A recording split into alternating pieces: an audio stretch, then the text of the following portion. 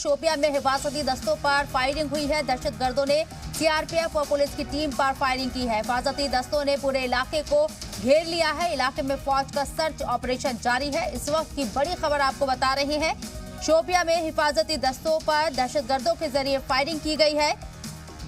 दहशतगर्दों ने सीआरपीएफ और पुलिस की टीम पर फायरिंग की है। हिफाजती दस्तों ने पूरे इलाके को घेर लिया है और फौज का सर्च ऑपरेशन इलाके में जारी है। लगातार दहशतगर्दाना वारदातें सामने आ रही हैं। खासकर शोपियां की अगर हम बात करें तो पहले भी यहां सीआरपीएफ के जवानों पर हमला हो चुका है। ऐसे में दहशतगर्दों ने एक बार फिर से नापाक की कोशिश की है।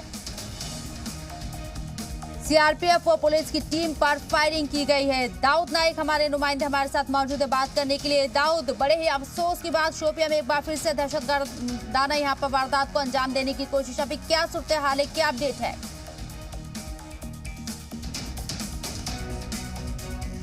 दाऊद, आवाज सुन पा रहे हैं आप हमारी? जी बिल्कुल। हेलो।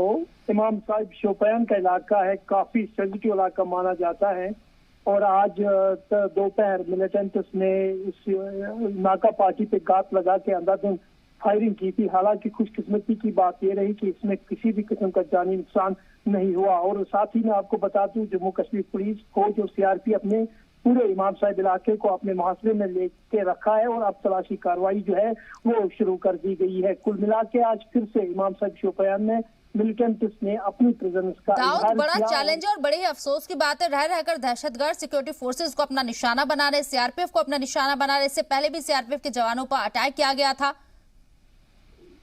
जी बिल्कुल।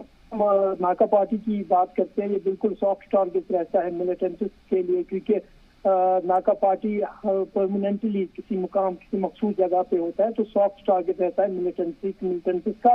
और हमने देखा है कि नाका पार्टी में अक्सर बेशतर जब ऐसे अटैक्स होते हैं तो सिक्योरिटी फोर्सेस को कुछ ना कुछ नुकसान से दो चार होना पड़ता है। लेकिन आज का जो मिलिटेंट ने नाका पार्टी पे हमला किया, इस हमले में सिक्योरिटी फोर्सेस का किसी भी तरह का कोई नुकसान नहीं हुआ और सभी दहशतगर्दों के जरिए हमला कितना बड़ा था और किस चीज से हमला किया गया था? चलिए, राब्ता नहीं हो पा रहा है दाऊद से। इस वक्त की बड़ी खबर आपको बता रहे हैं। दाऊद, बहुत बहुत शुक्रिया फिलहाल आपका तमाम जानकारी देने के लिए। शोपियां में हिफाजती दस्तों पर दहशतगर्दों के जरिए फायरिंग की गई है।